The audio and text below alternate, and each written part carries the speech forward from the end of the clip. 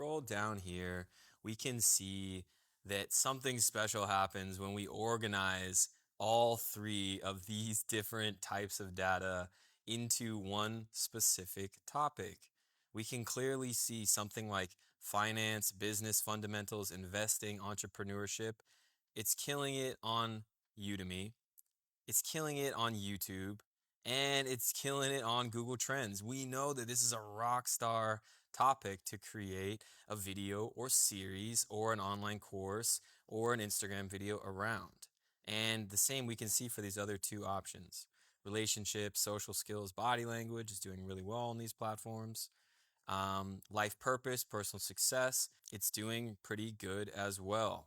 So I'll just end here with a few bonus tips. Another thing that you can do to really set yourself up, it really depends on how much you are of a planner. If you're the type of person that just wants to shoot videos that are inspiring to you, that's great. Like you can do that. You'll get traction, eventually. If you do it and you keep doing it and you express yourself and show your personality and come off authentically, you'll build a following. It takes time.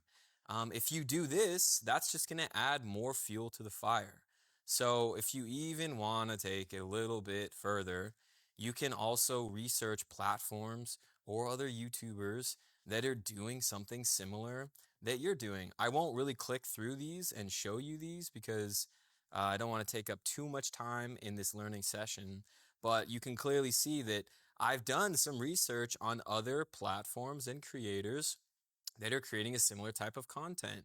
Now, if I found something that was a really great thing to go after, and I also saw that one of my competitors or one of the other platforms that's very similar to what I'm doing is doing that same exact topic, I would have to decide if that was something that I wanted to do. Do I want to go up directly with my competition? Could be a yes, could be a no. Do I want to go with the topic that they haven't gone for yet?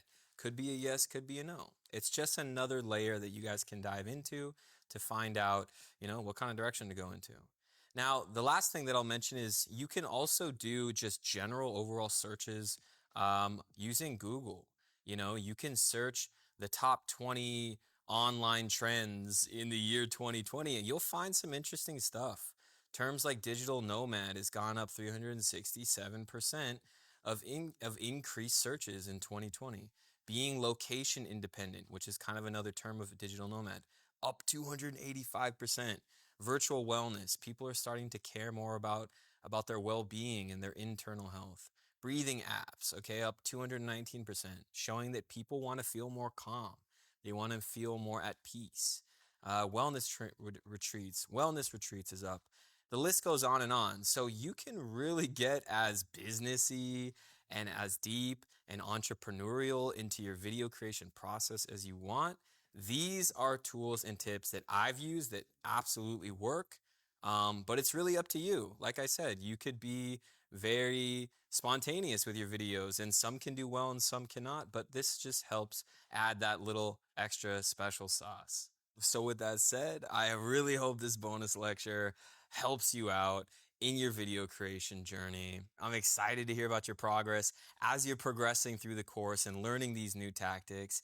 And feel free to reach out to me on Instagram. I'm at Julian Discovers, or feel free to leave a review and tell me what you think about the course, or even a question or comment in the student Q&A section where you can engage with me and the other students. That's it for this bonus lecture, and I will see you in the next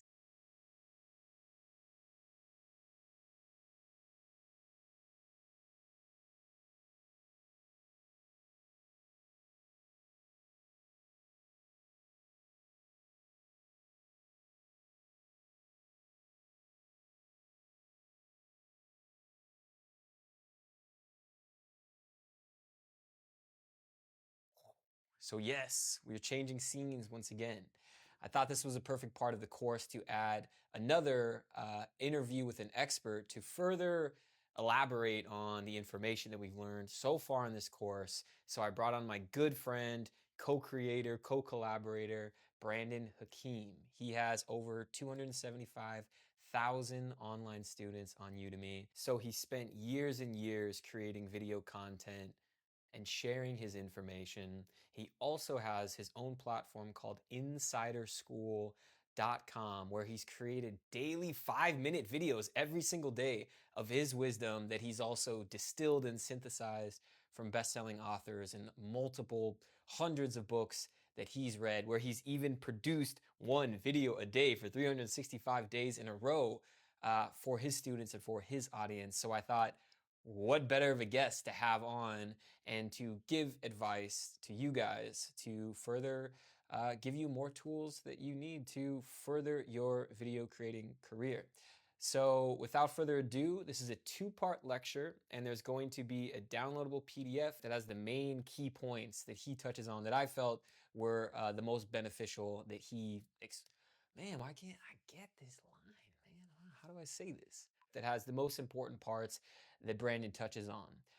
And yes, my camera was having some autofocus issues. 1DX Mark II, supposed to be one of the best autofocus cameras in the game. Canon, come on. So my apologies up front. There are a few shots of me that are a little bit blurry, but regardless, the information that Brandon delivers is very much on point. It's excellent advice. So with that said, I hope you guys enjoy, and let's get into the interview. So Brandon, thank you so much for joining today. I know in LA right now, it's kind of a crazy time. We've been recording this, or we're doing this session right now when kind of LA has exploded, but you're doing good in your area right now? I'm doing well, yes. All right, man. Well, thank you so much for joining.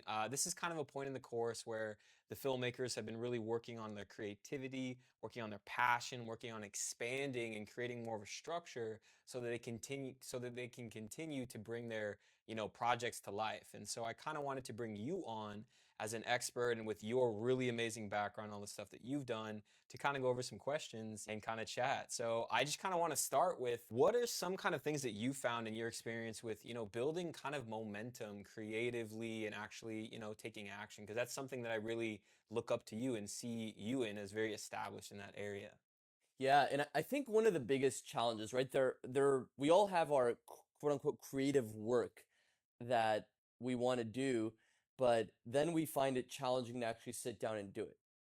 Or we'll do it one day and we won't do it another day. And for me, this really started with reading. I wanted to read every day, and right, I teach people how to read, hundreds of books a year now. And still the biggest challenge isn't how do I read quickly, it's how do I read in the first place. And I think it's the same thing. How do you create, your film and do your editing in the first place? How do you sit down and write in the first place? How do you get to playing your musical instrument in the first place? So I think there are two things that are very helpful. The first is just the power of rituals. Having rituals that you do every single day. And I think the thing is, I was reading a book called Steal Like an Artist by Austin Kleon, where he taught, it's a book on creativity. And one of my big takeaways from reading that book is that your creative work has to be an everyday thing. It can't be a 5-day-a-week thing or a 3-day-a-week thing. It has to be a craft, if you're really committed to this, that you do 7 days a week, every single day, 365 days a year. Vacation or not, tired or not, slept 2 hours, slept 10 hours every single day. And there are many reasons for that. One is because if you're committed to the craft, that's what it really takes. But two is because what determines if you do your creative work today is if you did it yesterday. And if you half-assed it yesterday, you're a lot more likely to half-ass it today. And I think, right, that's the power of building rituals and committing to it. And by the way, something that I use, and this is an app that I actually learned from you, and I've talked about it in so many webinars and courses that I've done, is the Done app, where it's an app that you track. That thing is money. Yeah, and that app is money. You track every day, did I do my creative work or did I not? So that's one of the biggest things about making that happen. But then the second thing that's really important is, let's say you want to do your creative work for an hour a day. You want to do your filmmaking an hour a day, whatever it is. But sometimes you don't have an hour, right? And that's why, James Clear talks about this in his book Atomic Habits, where he says that you want to pick small habits. Your habit, you want it to be 2 minutes or less. Now, I'm not saying you should have a 2-minute filmmaking habit, for example, but you could say that, hey, 10 minutes a day is the habit, right? No matter what, you're not going to miss 10 minutes. That's your commitment. Some days you may go for 2 hours. but you're never going to miss 10 minutes. And again, that helps you tap into the power of the consistency, the momentum, um, which is what makes it so powerful. And the second thing is, it's like that quote, the hardest part of doing something is getting started. So that breaks that barrier because you're like, you're not going to have so much resistance to sitting down for 10 minutes. Whereas if you told yourself and force yourself that I have to sit down for an hour, you're like, I don't feel like it. Let me skip today. I love that, man. Yeah, super solid sound advice. Definitely, I definitely can relate to that. It's like, it's really like, it's the little bean by the little bean, and you start building this trail, you know what I mean, of where you want to go. And yeah, the hardest part is 100% getting started. So I love that. And like, in my experience, once I did have, started building that momentum, sometimes I've also noticed when you do have consistency, sometimes you can feel a little bit uninspired for some in some ways because you're kind of doing the same thing. So I think there's kind of two sides of it too as well. Once you're like steeped in something, sometimes it can be hard to come up with new ideas. Do you have any ideas or techniques around kind of coming up with new concepts or some kind of brainstorming techniques that you do around that kind of thing? Yeah. I don't know if this answers this specifically, but there's one. Well, there's a few things that I think you can do. One, I think of something Brian Tracy talked about, where he said a creative technique is to write a question on a piece of paper and to brainstorm 20 answers to that question. Right? So it's like I'm struggling with this thing, or this is the outcome I want to achieve. Like I want to figure out how do I'm writing a book. Here's the thing I'm struggling with right now. And you have like already in your mind like one or two ways to get over that obstacle, to make that happen. But those one or two ways you don't like. Say, okay, I'm gonna sit down, I'm gonna brainstorm 20. And what that does is it lets you hit the wall, right? It helps you get stuck. And it's like uh, I know I'm quoting a lot of books, but like Robert Greene, he talked about this in his book Mastery. He talked about Albert Einstein. And Albert Einstein was working on his theory of relativity for 10 years, and he wasn't able to come up with anything. Finally, he gives up. So he gives up, he goes and takes a nap, he hits that wall, he's like, I just can't do it anymore, I don't know the answer. And then he wakes up from his nap with the answer in his mind. And the lesson that I took away from that is people think that creativity is you have a problem or something that you want to solve, and then you just come up with the answer, when in reality, creativity is you think you have the answer, then you realize that answer isn't good enough, so you keep going through the problem again and again and again until you hit a wall where you're like, wow, I'm totally stuck. And then you keep thinking and thinking, and then you have that big aha moment where it's like, this is really where the money is. This is where the magic is. And what this 20 questions or 20 answers thing does, it in a concentrated period of time, it helps you hit that wall, right? Because you don't have 20 answers to the problem. So you're just going to, no matter how crazy they are, you just write down 20. And that one of those 20 might be that answer. And even if it's not, it's just getting you to think in those terms of, okay, it's just getting you to think in terms of like, okay, how do I get over this problem? And I think something else that's been very helpful for me, the first course that I did was a course on getting good grades in school. And for me, it wasn't even about the course. I was just so frustrated with college that I need to figure this out and share this with other people. So for many months, I didn't have any answers to how to get over this problem. I wasn't an expert in this, but what I did is I just opened a note in my phone, and I was obsessed with this question in my mind of how do I overcome this problem for myself and for others.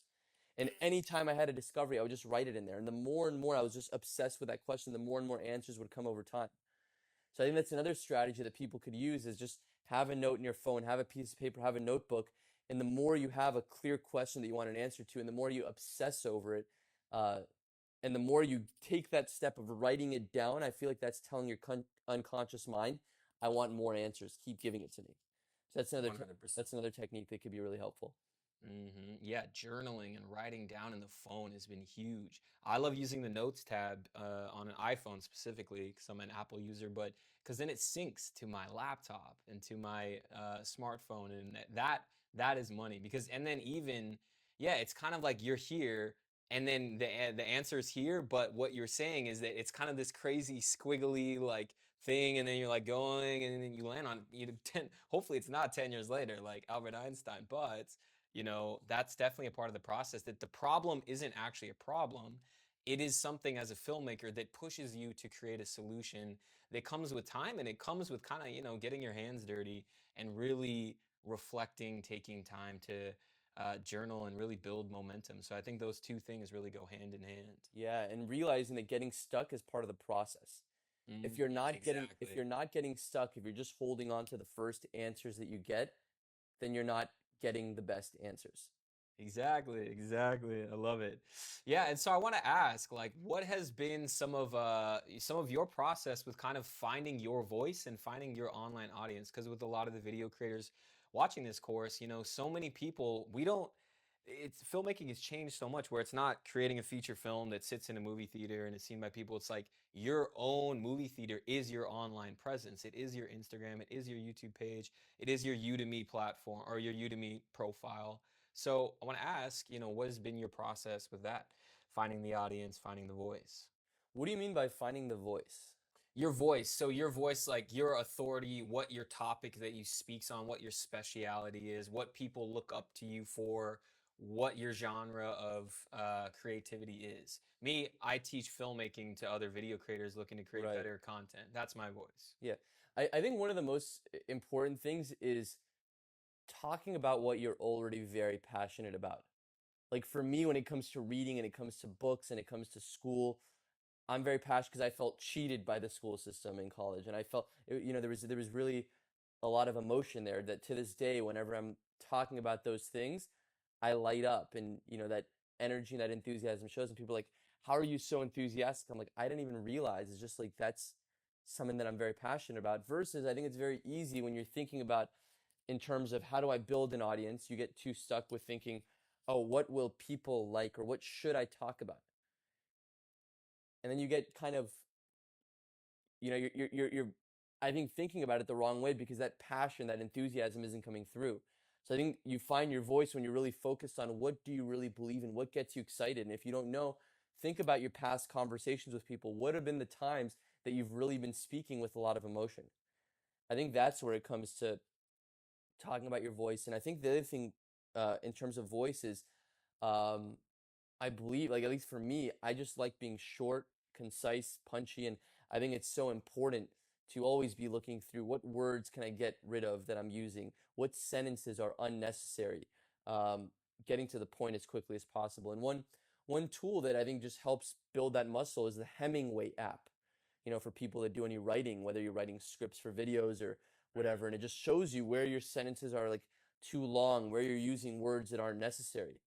You want to be writing in simple, short sentences at a third grade level, let's say, not at a ninth or 10th grade level, because people don't resonate with a ninth or 10th grade level. And as far as your audience, I mean, I think there's so many things that people could do that truthfully I don't even know about because you're right, I'm so much focused on the content side. But I think one thing that is just very low hanging fruit is collaborations, right? Who has an audience that you can go give a free something to? Who can you collaborate with and build something with that you're promoting, you're sharing it with each other's audiences? Um, and I think, right, that just comes down to outreach. Are you reaching out to people every single day to be like, hey, do you want to collaborate? Do you want to do something together? I have this thing I want to do. Would you be interested in doing it with me? And just making that part of your daily routine that you're doing every day, doing that outreach.